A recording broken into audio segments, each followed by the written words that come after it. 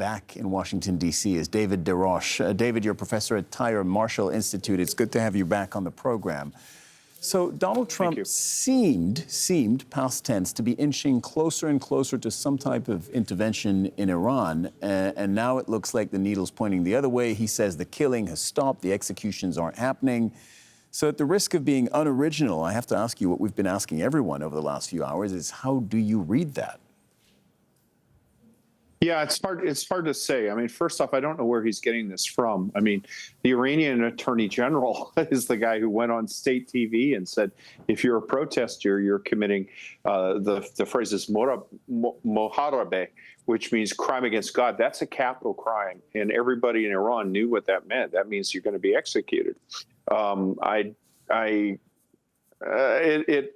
It seems to me that the Iranian regime is playing for time, as they normally do, hoping that the protests will die down, trying to cast the protests as agents of a foreign power, usually the United States and Israel. And I think, but Trump doesn't want to confront Iran militarily. He prefers to use the economic lever of power, and he will use that. The other thing to bear in mind is the United States doesn't have a lot of strike assets in the region. We don't have an aircraft carrier or an amphibious assault ship close by, and our ability to do something is extremely limited.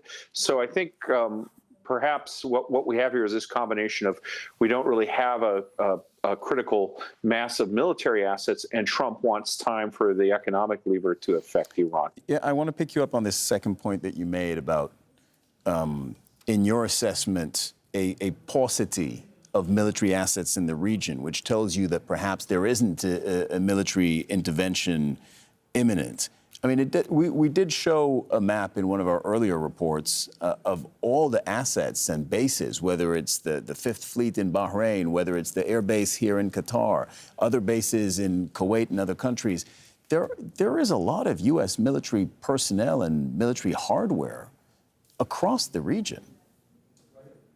Not really. There's a lot of bases, but there's not the kind of assets you'd need to conduct an offensive operation against Iran. So, for example, what you want to do is normally you'd have standoff strikes with missiles, which could be ship-launched or launched by air, taking out air defenses, and then you want aircraft, both ship and land launch, to fly over Iran and destroy targets that you've identified.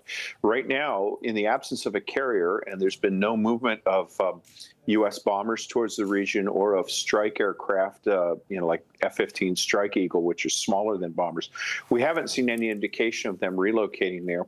We haven't seen any indication of aerial tankers, which are needed to keep these aircraft in continual rotation over Iran. So it seems to me that, it is possible we could launch about 100 or so missiles if we needed to, like Tomahawk cruise missiles. But that's very limited. That would be an extremely targeted capability. And I think that, Trump his view of military action is if you're going to go in, go big and get it over with quickly. And right now we don't have the force package in place for that. But, I also think of the last couple of times that he chose to pull the metaphorical trigger, whether it's in Venezuela with the capture of Maduro, or whether when he sent the bombers to bomb nuclear facilities in Iran. In both cases, I'd say we didn't know it was happening. Yes, you could argue that, of course, they had pre-positioned military assets in the Caribbean, so perhaps there was a big footprint there. But nonetheless, we didn't know those things were happening, and there was quite a bit of misdirection, and it came as a surprise, ultimately, in both cases. Well, let me take a little bit of exception to you. So, as you noted, the presence in the Caribbean, that's the largest naval presence we've had since the Cuban Missile Crisis. So it is pretty significant. During when the U.S. did the bomber strikes on the Iranian nuclear facilities, we had 2 aircraft carriers in the region, which of course diverted Iranian attention away from the strikes. And we also had sort of a feint where we had bombers going across the Pacific. The actual attack came from bombers coming across the Atlantic. And we had a buildup of strike assets in the region. So far, we haven't seen any of that. And actually, our naval presence in the region is a lot lower than it normally is. So, Dave, I listen to what you're saying. I take all your points and your expertise. Are you saying, therefore, that Over the last few days, as it has been publicly reported that Donald Trump was being briefed on the military options that were at his disposal to potentially intervene in Iran, do you think that perhaps when he looked at the options, he thought he actually didn't have quite as many as perhaps he'd thought?